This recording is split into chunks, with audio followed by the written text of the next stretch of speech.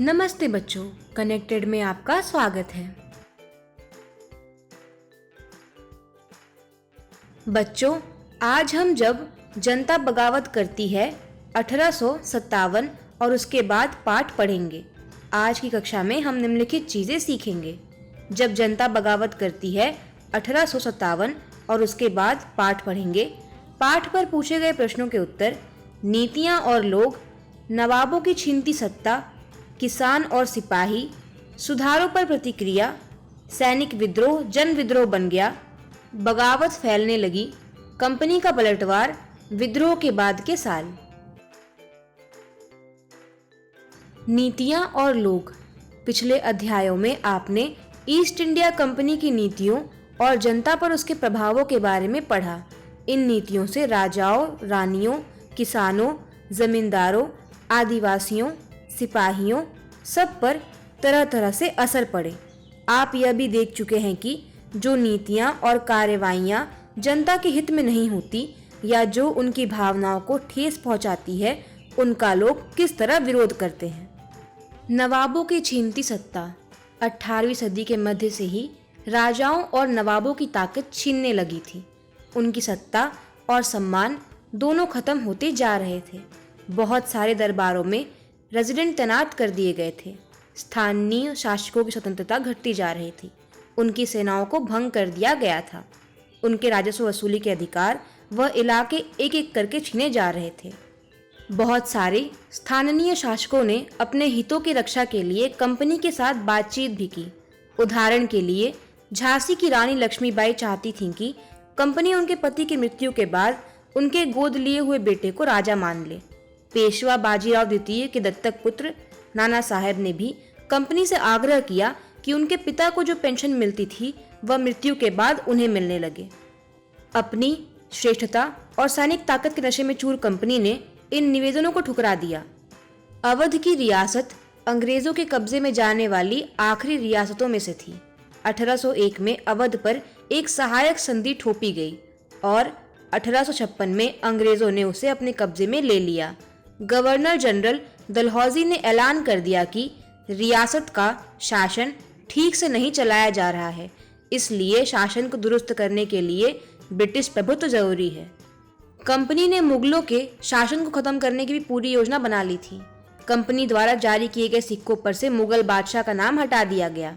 1849 में governor general Dalhousie ने ऐलान किया कि बहादुर शाह जफर की मृत्यु के बाद बादशाह के परिवार को लाल किले से निकालकर उसे दिल्ली में कहीं और बसाया जाएगा। 1856 में गवर्नर जनरल कैनिंग ने फैसला किया कि बहादुर शाह जफर आखिरी मुगल बादशाह होंगे। उनकी मृत्यु के बाद उनके किसी भी वंशज को बादशाह नहीं माना जाएगा। उन्हें केवल राजकुमारों के रूप में मान्यता दी जाएगी।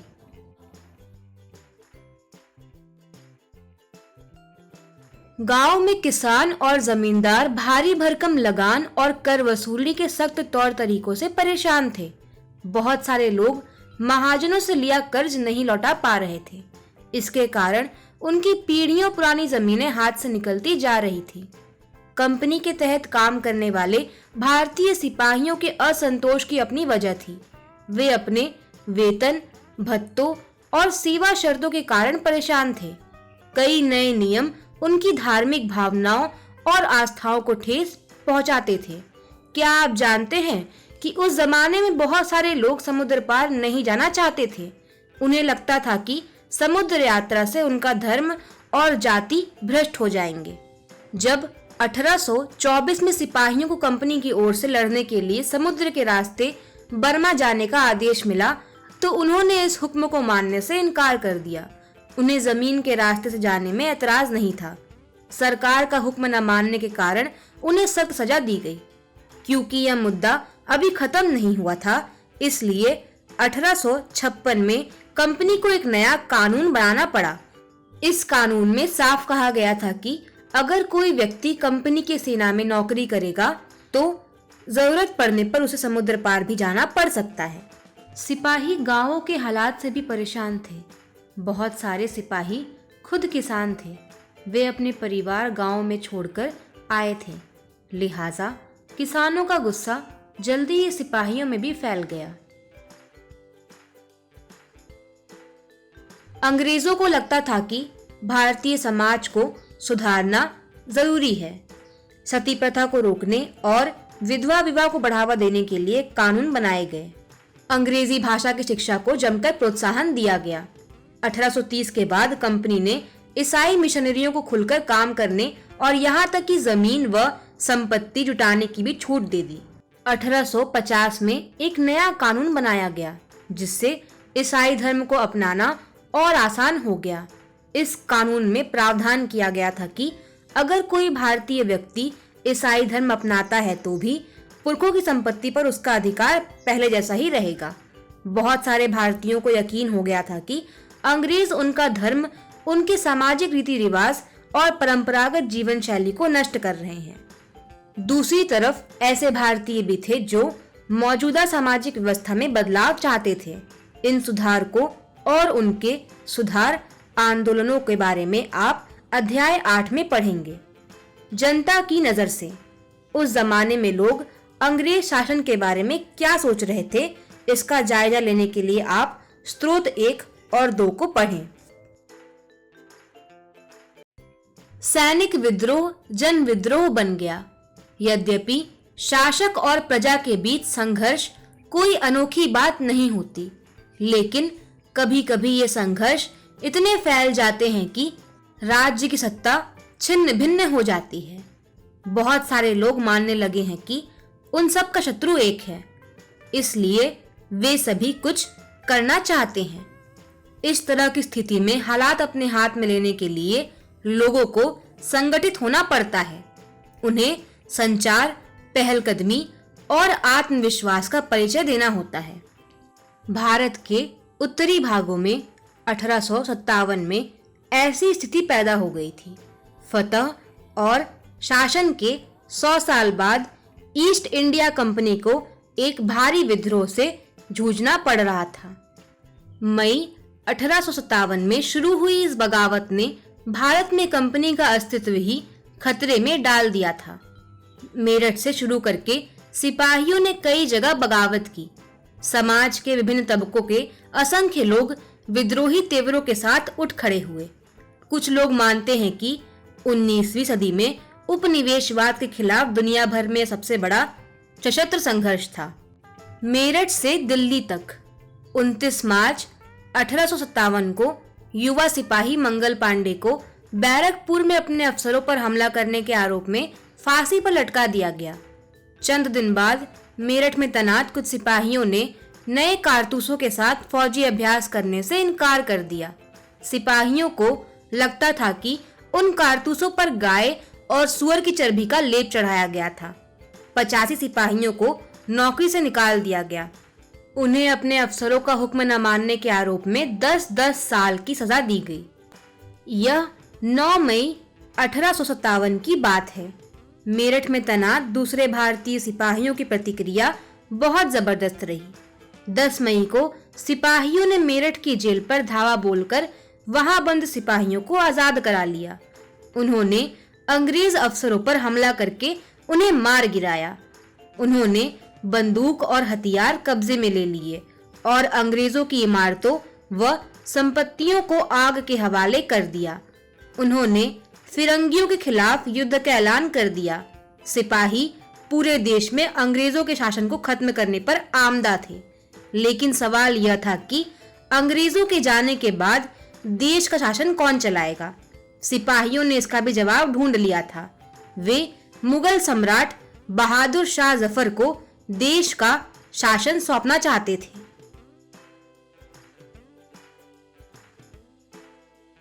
मेरठ के कुछ सिपाहियों की एक टोली 10 मई की रात को घोड़ों पर सवार होकर मुंह अंधेरे ही दिल्ली पहुंच गई। जैसे ही उनके आने की खबर फैली, दिल्ली में तैनात टुकड़ियों ने भी बगावत कर दी। यहाँ भी अंग्रेज अफसर मारे गए। देसी सिपाहियों ने हथियार व गोला बारूद कब्जे में ले लिया और इमारतों को आग लगा दी। विजयी सिपाही लाल किले की दीवारों के आसपास जमा हो गए। वे बादशाह से मिलना चाहते थे। बादशाह अंग्रेजों की भारी ताकत से दो हाथ करने को तैयार नहीं थे, लेकिन सिपाही भी अड़े रहे। आखिरकार वे जबरन महल में घुस गए और उन्होंने बहादुर शाह जफर को अपना नेता घोषित कर दिया। बूढ़े बादशाह को सिपाहियों की यह मांग माननी पड़ी। उन्होंने देश भर के मुखियाओं और शासकों को चिट्ठी लिखकर अंग्रेजों से लड़ने के लिए भारतीय राज्यों का एक संघ बनाने का आह्वान किया। बहादुर शाह के इस एकमात्र कदम के गहरे परिणाम सामने आए। अंग्रेजों से पहले देश के एक बहुत बड़े हिस्से पर मुगल साम्राज्य का ही शासन था। ज्यादातर छोटे शासक और रजवाड़े मुगल बादशाह के नाम पर ही अपने इलाकों का शासन चलाते थे। ब्रिटिश शासन के विस्तार से भयभीत ऐसे बहुत सारे शासकों को लगता था कि अगर मुगल बादशाह दोबारा शासन स्थापित कर लें तो वे मुगल आधिपत्य में दोबारा अपने इलाकों का शासन बेफिक्र होकर चलाने लगेंगे। अंग्रेजों को इन घटनाओं की उम्मीद नहीं थी। उन्हें लगता था कि कारतूसों के मुद्दे पर पैदा हुई उथल-पुथल कुछ समय में शांत हो जाएगी। लेकिन जब बहादुर शाह जफर ने बगावत को अपना समर्थन दे दिया तो स्थिति रातों रात बदल गई। अक्सर ऐसा होता है कि जब लोगों को कोई रास्ता दिखाई देने लगता है तो उनका उत्साह और साहस बढ़ जाता है। इससे उन्हें आगे बढ़ने की हिम्मत, उम्मीद और आत्मविश्वास मिलता है।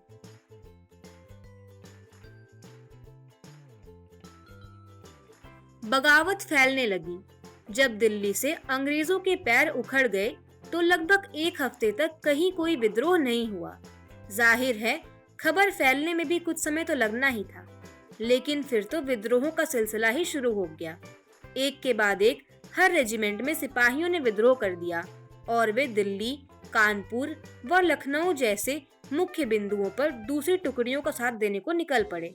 उनकी देखा देखी कस्बों और गांव के लोग भी बगावत के रास्ते पर चलने लगे। वे स्थानीय नेताओं, जमींदारों और मुखियाओं के पीछे संगठित हो गए। ये लोग अपनी सत्ता स्थापित करने और अंग्रेजों से लोहा लेने को तैयार थे। स्वर्गीय पेशवा बाजीराव के दत्तक पुत्र नाना साहेब कानपुर के पास रहते थे। उन्होंने सेना इकट्ठा की और ब्रिटिश सैनिकों को शहर से खदेड़ दिया। उन्होंने खुद को पेशवा घोषित कर दिया। उन्होंने ऐलान किया कि वह बादशाह बहादुर शाह जफर के तहत गवर्नर हैं। लखनऊ की गद्दी से हटा दिए गए नवाब वाजिद अली शाह के बेटे बिरजिस कद्र को नया नवाब घोषित कर दिया गया।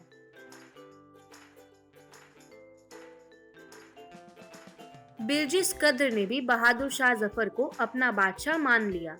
उनकी मां बेगम हजरत महल ने अंग्रेजों के खिलाफ विद्रोहों को बढ़ावा देने में बढ़ चढ़कर हिस्सा लिया।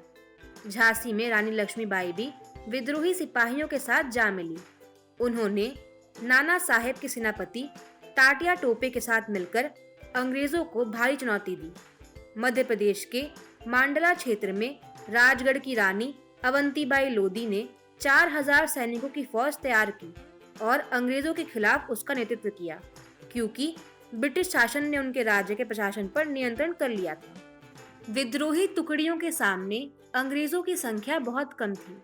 बहुत सारे मोर्चों पर उनकी जबरदस्त हार हुई। इससे लोगों को यकीन हो गया कि अब अंग्रेजों का शासन खत्म हो चुका है। अब लोगों को विद्रोहों में कूद पड़ने का गहरा आत्मविश्वास मिल गया था। खास तौर से अवध के इलाके में चौतरफा बगावत की स्थिति थी। 6 अगस्त 1857 को लेफ्टिनेंट कर्नल टाइलर ने अपने कमांडर इन चीफ को टेलीग्राम भेजा, जिसमें उसने अंग्रेजों के भय को व्यक्त किया था। हमारे लोग विरोधियों की संख्या और लगातार लड़ाई से थक गए हैं। एक एक गांव हमारे खिलाफ है। जमींदार भी हमारे खिलाफ खड़े हो रहे हैं। इस दौरान बहुत सारे महत्वपूर्ण नेता सामने आए। उदाहरण के लिए फैजाबाद के मौलवी अहमदुल्ला शाह ने भविष्यवाणी कर दी कि अंग्रेजों का शासन जल्दी खत्म हो जाएगा। वह समझ चुके थे कि जनता क्या चाहती है।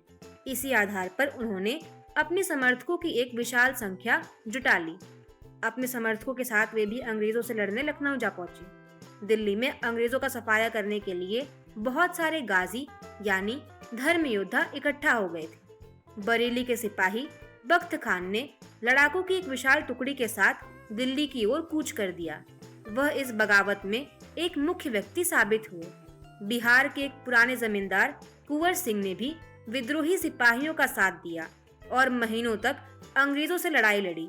तमाम इलाकों के नेता और लड़ाके इस युद्ध में हिस्सा ले रहे थे।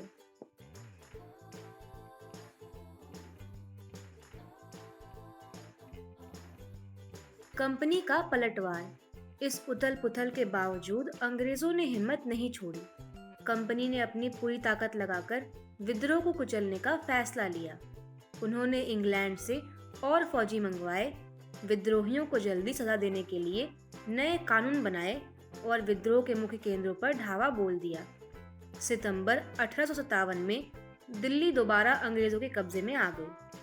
अंतिम मुगल बादशाह बहादुर शाह जफर पर मुकदमा चलाया गया और उन्हें आजीवन कारावास की सजा दी गई।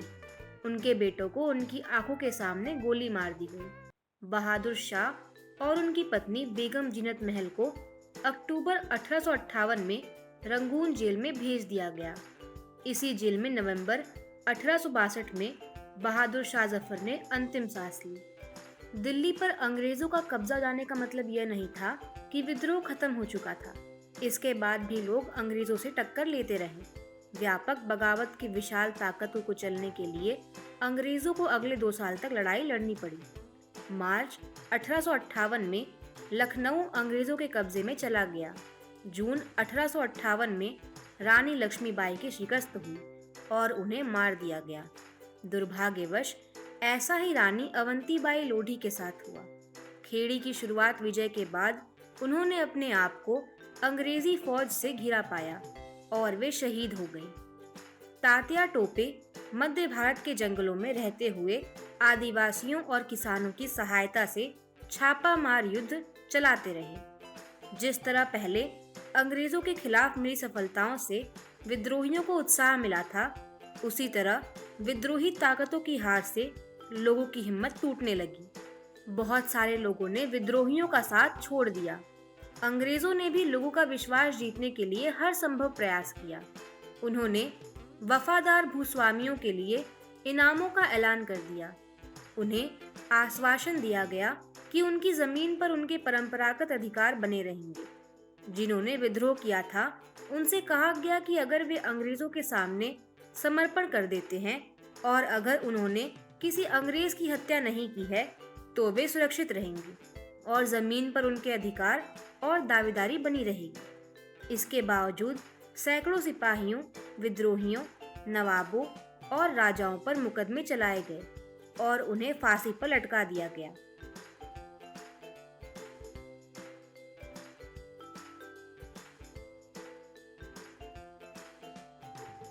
विद्रोह के बाद के साल अंग्रेजों ने 1859 के आखिर तक देश पर दोबारा नियंत्रण पा लिया था, लेकिन अब वे पहले वाली नीतियों के सहारे शासन नहीं चला सकते थे।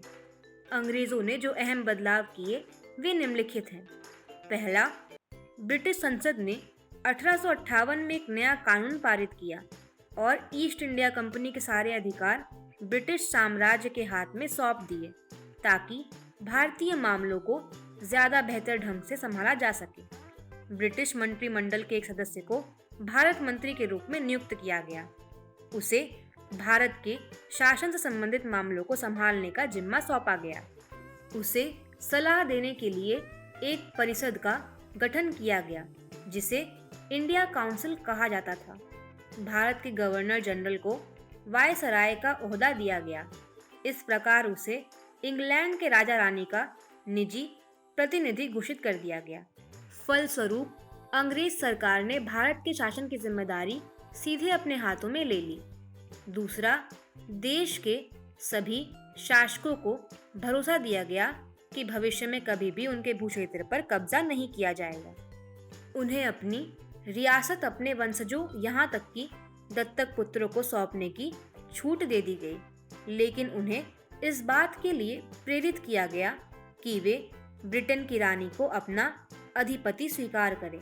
इस तरह भारतीय शासकों को ब्रिटिश साम्राज्य के अधीन शासन चलाने की छूट दी गई। तीसरा, सेना में भारतीय सिपाहियों का अनुपात कम करने और यूरोपीय सिपाहियों की संख्या बढ़ाने का फैसला लिया गया। यह भी तय किया गया कि अवध, बिहार, मध्य प्रदेश और दक्षिण भारत से सिपाहियों को भर्ती कराने की बजाय अब गोरखा, सिखों और पठानों में से ज्यादा सिपाही भर्ती किए जाएंगे।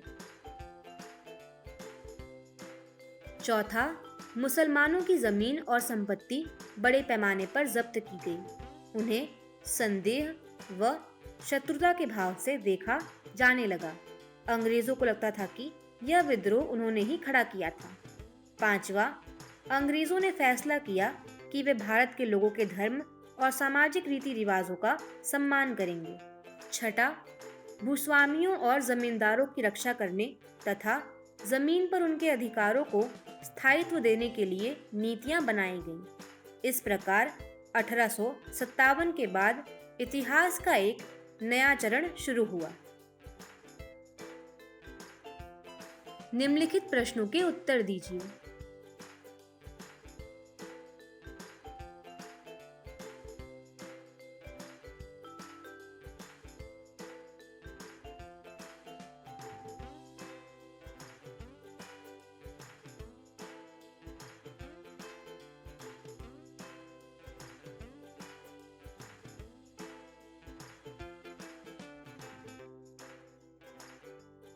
ये है जवाब।